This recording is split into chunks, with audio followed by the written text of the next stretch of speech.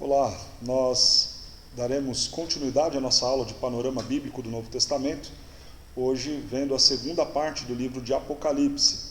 Nós já vimos até aqui uma visão panorâmica do livro sobre a sua autoria, que é do apóstolo João, o ano de escrita, provavelmente 94 depois de Cristo, sob a liderança do imperador romano Domiciano, que naqueles dias perseguia duramente a igreja, e por isso o próprio Senhor Jesus Cristo decide enviar esta carta às igrejas da Ásia Menor, numa ideia delas representarem o povo de Deus como um todo e consolá-los diante desse cenário tão triste de perseguição e de sofrimentos na área econômica, na área também afetiva, o luto pela perda dos seus entes queridos, da liderança da igreja. E nesse momento o próprio apóstolo João está preso na ilha de Patmos por conta dessa perseguição e tem aqui sendo ele a última autoridade apostólica viva. Nós vimos então que o livro ele é dividido aí no contar da mesma história em três momentos distintos. É a mesma história sendo contada. E que história é essa? É a história da humanidade, do momento em que Cristo sobe aos céus, da sua ascensão até a sua segunda volta. Essa história é contada uma primeira vez do capítulo de número 4 ao capítulo de número 11, uma segunda vez do capítulo 12 ao capítulo 19, por último, uma terceira vez no capítulo de número 20. Então, esta mesma história é recontada aqui nesses três momentos do livro. Nós já vimos essa primeira parte, que vai até o capítulo 11, apenas relembrando que o capítulo 1 é a apresentação desse Cristo glorioso, mostrando para essa igreja perseguida que quem reinava e governava não era Domiciano, era o Senhor Jesus. Capítulos 2 e 3, uma mensagem às igrejas, também de consolo, esperança, advertência. Capítulo de número 4, então, inicia esta visão da sala do trono. O Senhor, do seu alto e sublime trono, reina, governa, controla todas as coisas soberanamente, desde a sua ascensão, quando ele é recolocado em seu estado de glória, de exaltação.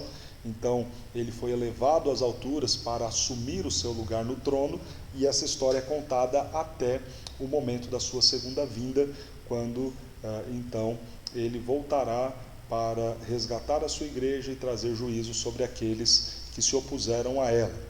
Pois bem, veremos agora a segunda parte em que esta história da ascensão à volta de Cristo é contada. E agora o capítulo 12 de Apocalipse. Vimos que no capítulo 11, no tocar da sétima trombeta, então você tem a consumação de todas as coisas, a volta do Senhor Jesus Cristo, o juízo que ele fará, que ele trará para o ímpio e a glória eterna para os justos. Essa parte da eternidade não é descrita com detalhes aqui no final do capítulo 11. Você não tem uma descrição desta derrota do inimigo e também não tem uma descrição detalhada desse estado eterno dos justos. Mas o fim, o juízo sobre a terra, vai ser descrito no final do capítulo 11 de Apocalipse, e essa história ganhará os seus detalhamentos agora no capítulo 12 em diante. É interessante nós vermos que em cada um desses três momentos em que essa história é contada, da ascensão à volta de Cristo, cada uma das três vezes em que ela é contada é dada uma ênfase para um determinado momento. Nesse primeiro momento aqui, do capítulo 4 ao capítulo 11, a ênfase clara e evidente no texto é a ênfase dada ao período dos últimos dias, ao período que nós chamamos e entendemos do milênio sobre o reinado de Cristo, onde nós já vemos os sinais do fim, nós já estamos sobre o reinado do Senhor Jesus Cristo, e veremos esses sinais de juízo, de graça e de oposição, de apostasia, sendo mostrados com maior detalhamento do capítulo 4 até o capítulo de número 11. O capítulo 12 até o capítulo 19 será dado uma ênfase principalmente no período que nós entendemos como sendo a grande tribulação.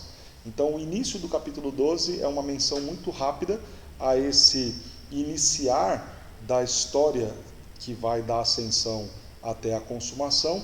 Então você tem logo no começo Jesus Cristo retornando aos céus, Satanás sendo expulso e então convocando as suas bestas, e essa convocação das bestas já então leva e nos conduz a ver a história já no período da grande tribulação da igreja. Lembrando que Apocalipse não pode ser lido como uma sequência cronológica, onde o capítulo 12 dá uma sequência cronológica ao que aconteceu no capítulo 11. Não, o capítulo 11 termina uma sessão, o capítulo 12 iniciará uma nova, não como uma cronologia, não como uma sucessão de acontecimentos.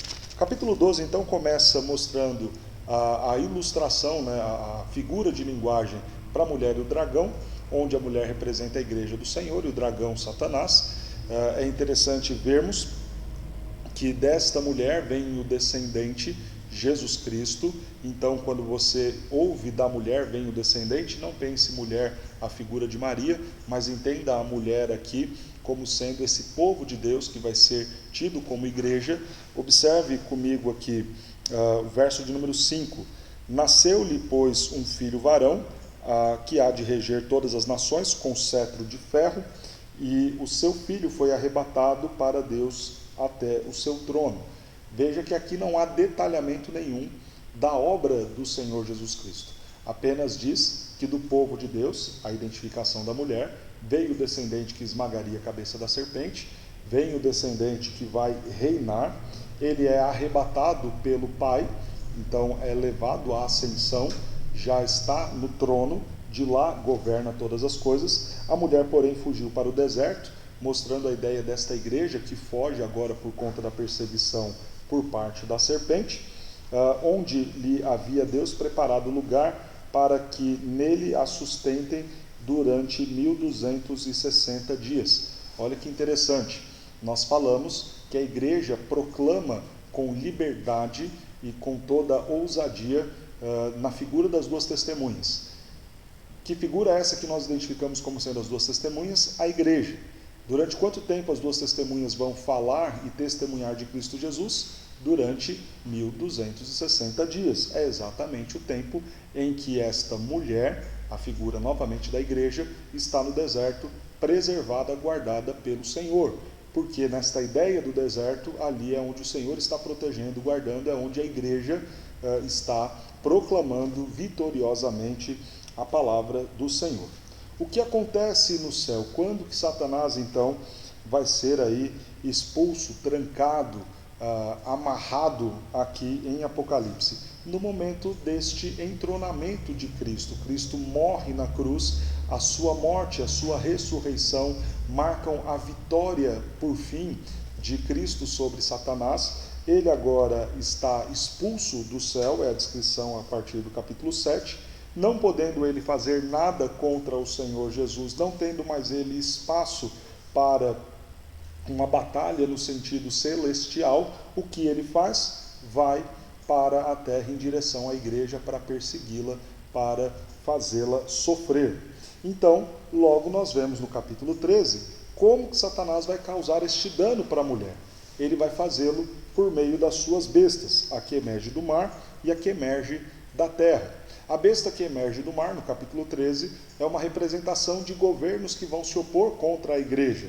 A besta que emerge da terra é uma representação de ciências, filosofias, uma forma de pensamento contrário à Escritura, à igreja e ao nosso Deus, que será usada para validar as ações da primeira besta.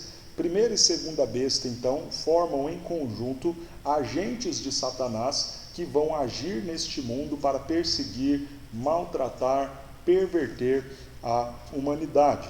É interessante ver que, embora agora nós já estejamos nos encaminhando para falar de grande tribulação, e o texto do capítulo 11 fala dessa besta que surge para perseguir, matar, calar as testemunhas, calar a igreja, é interessante nós lermos, por exemplo, o texto de João, primeira carta de João, quando ele fala que desde os seus dias já haviam aqueles que se opunham a Cristo, aqueles que eram chamados por João de anticristo. Quando nós olhamos aqui no texto, a primeira besta vai ser essa representação do anticristo. É claro que o anticristo será um homem de impiedade, um homem ímpio, que nessa representação do seu número 666 é o pensamento mais elevado de toda maldade, assim como a ideia do número 7 representa a perfeição, o 666 é o imperfeito do imperfeito do imperfeito, é a totalidade, o completo de tudo aquilo que é mal, é o homem da iniquidade, conforme Paulo nos escreve. A ideia então é que este anticristo já se manifesta desde os dias de João, desde os dias do apóstolo João. O espírito do anticristo está neste mundo agindo desde então. No entanto, ele se manifestará de forma última nessa ideia do que se repete e se intensifica quando chega no período da grande tribulação. Mas esta ideia de governos e filosofias apóstatas ao Senhor é uma realidade desde a ascensão de Cristo. Quando a igreja inicia o seu ministério, você já começa a ver então ela sendo perseguida.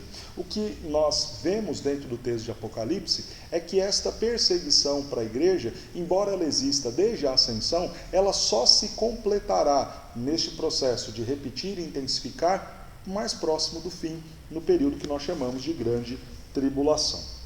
Então nós temos agora no capítulo 14 a condição dos eleitos de Deus, dos remidos do Senhor no Monte Sião. O povo de Deus adora a Ele, está com Ele, guardado e protegido por Ele no céu, diante do Cordeiro, na sala do trono, sendo guardados pelo Senhor e já clamando mais uma vez pela justiça do nosso Deus. Senhor, venha, julgue os nossos inimigos. 4 vozes vão ser levantadas, são essas vozes de alerta, de juízo. O Senhor está pronto para emitir e para julgar estes inimigos da sua igreja. Então vem a ceifa e a vindima. A ceifa, nós temos aqui a ideia da colheita do Senhor, então, recolhendo o seu povo para depois, na vindima, tratar com os seus inimigos.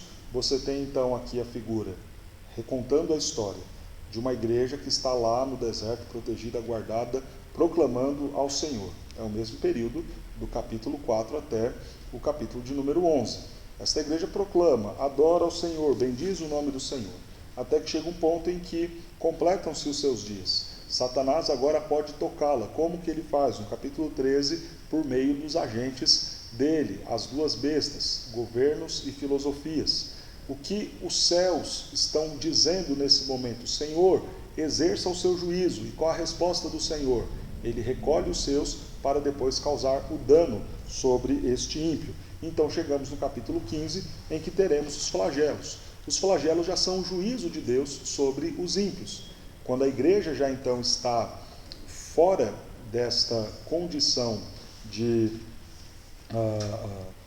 alcance destes atos de juízo de Deus, ele agora vai começar a tratar com o ímpio. É interessante um comparativo entre flagelos e trombetas. Os flagelos estão ainda com a igreja presente. É um momento de dor, luta, tribulação que a igreja ainda passa. Mas observe que lá nas trombetas, sempre apenas 1/3 parte é tocada.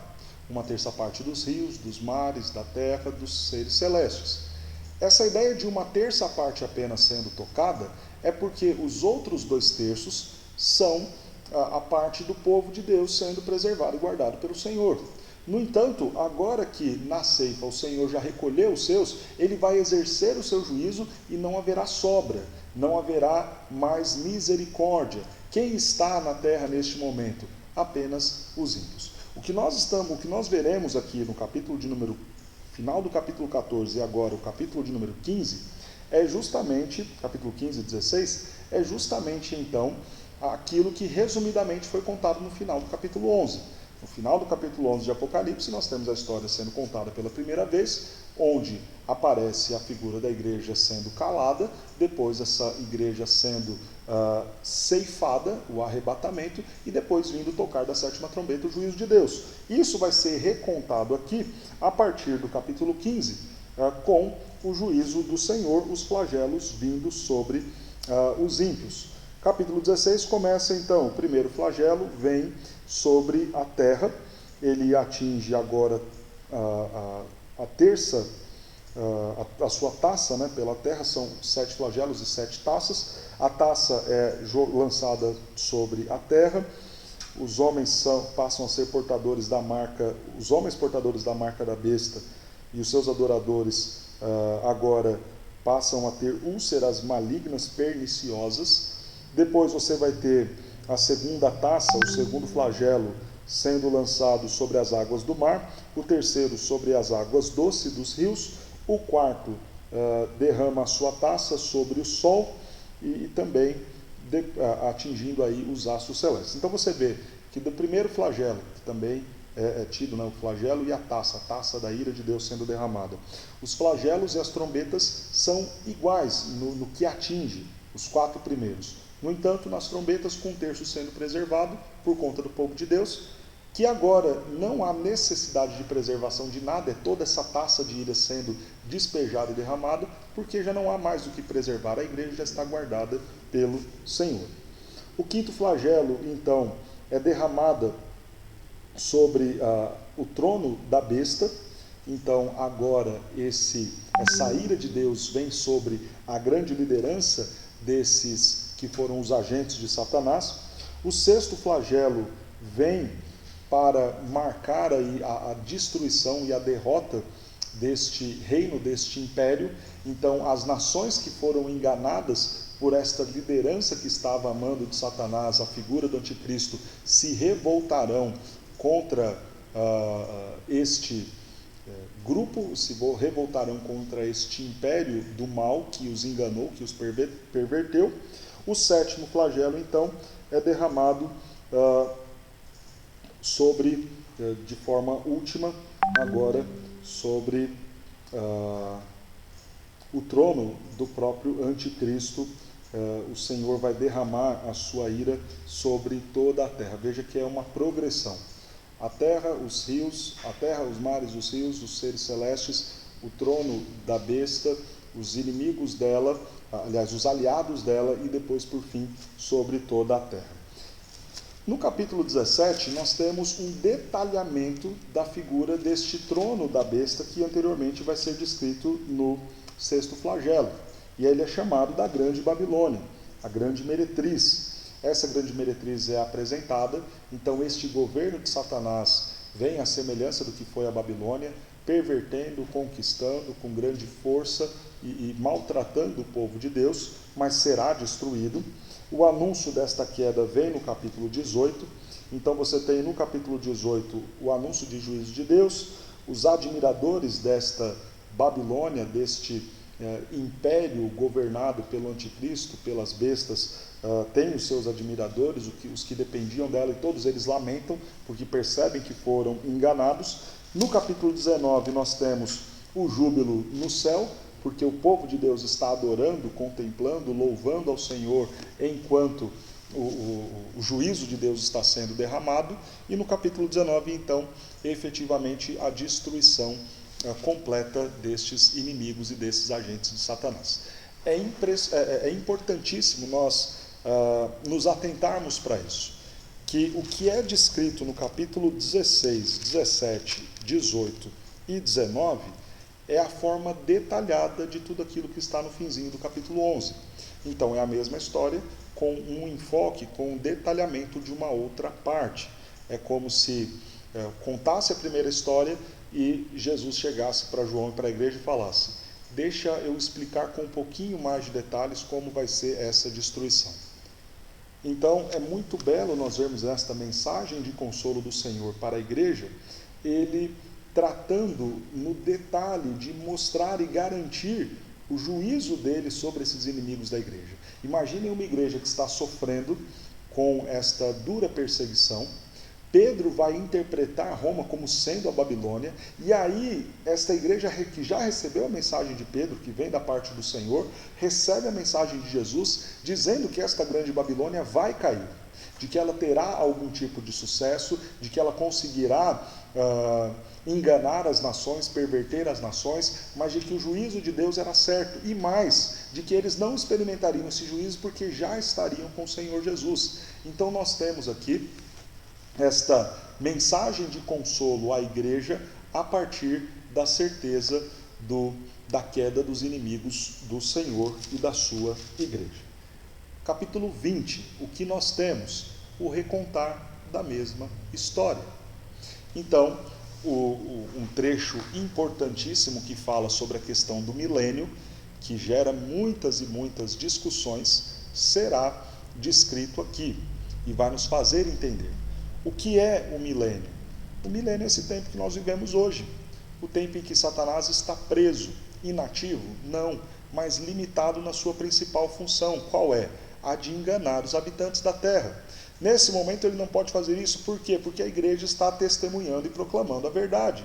No entanto, ele será solto, sim, e solto virá com os seus agentes para trazer todo tipo de transtorno, todo tipo de perseguição à igreja, mas será destruído pela voz do Senhor, e aí capítulo 20, verso 7 em diante, ele é destruído, lançado no lago de fogo e enxofre, e por fim, do seu trono branco, o Senhor julga os inimigos, recompensa os justos no julgamento que é para galardão, e consuma assim a história da redenção, já abrindo as portas para a eternidade, conceito de eternidade para o justo, novo céu e nova terra, capítulo 21 e 22, conceito de eternidade para o ímpio, lago de fogo e enxofre, que não há muitos detalhamentos, mas um lugar onde o fogo do Senhor é inextinguível, é chama que não se apaga, é lugar de tormentos, de lutas, de dores e de sofrimentos.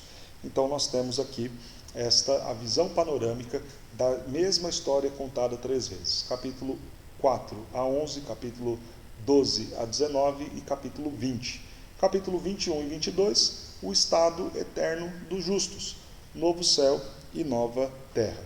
Então, apenas para que a gente tire uma dúvida, né? Então, pastor, o que é o milênio dentro da interpretação que nós estamos fazendo de Apocalipse? E esta é uma interpretação amilenista. Então, nós, dentro da igreja reformada, somos amilenistas, essa é a fé presbiteriana, somos amilenistas, e nós cremos então que o milênio está em andamento. Este é o momento em que os selos estão abertos, Cristo vitoriosamente governa a sua igreja, que saiu vencendo e para vencer. É o tempo que as duas testemunhas, a igreja, proclama com liberdade a palavra de Deus. É o tempo em que nós, neste ato de proclamação, enfrentamos oposição? Sim.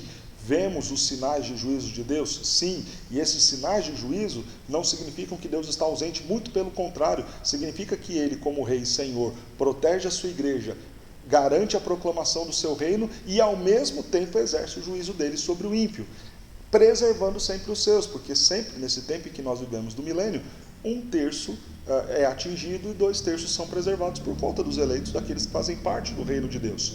No entanto, haverá o tempo de soltura do Satanás no final deste milênio, no final deste tempo. Então, milênio não é a ideia de literal. Aliás, até eu vou entrar um pouquinho na área de teologia, né, e de hermenêutica, mas a ideia aqui do milênio, nós estamos falando de um múltiplo completo do 10. Se o 10 em Apocalipse representa a ideia do que é completo, o 1000, que é um múltiplo elevadíssimo do número 10, quer dizer o tempo completo do completo.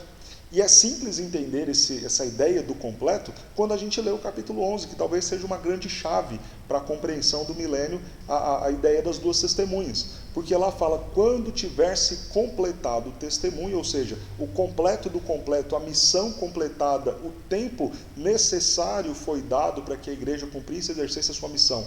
Então Satanás é solto, seus agentes se manifestam de forma mais intensa, de forma completa, de forma agora a realmente causar danos para a igreja, danos que serão revertidos apenas então somente com a volta do Senhor Jesus, a sua vitória definitiva sobre Satanás e seus agentes, os inimigos da igreja, e a inauguração dos tempos eternos para justos e ímpios, justos novo céu e nova terra, ímpios lago de fogo e enxofre.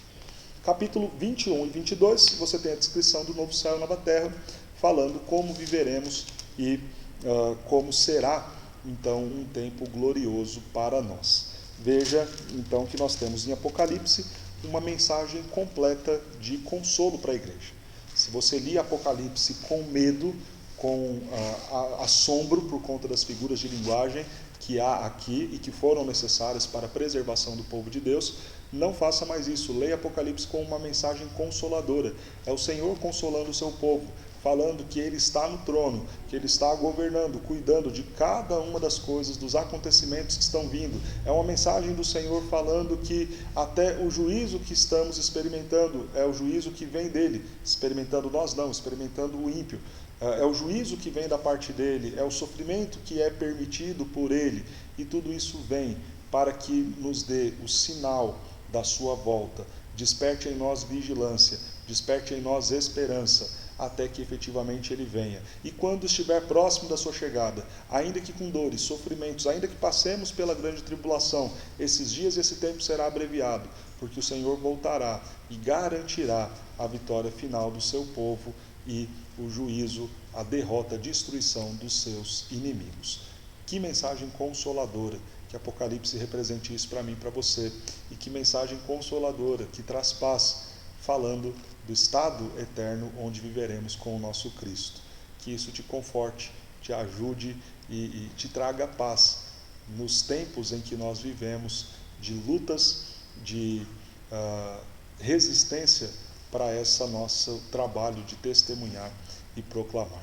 Que Deus te abençoe.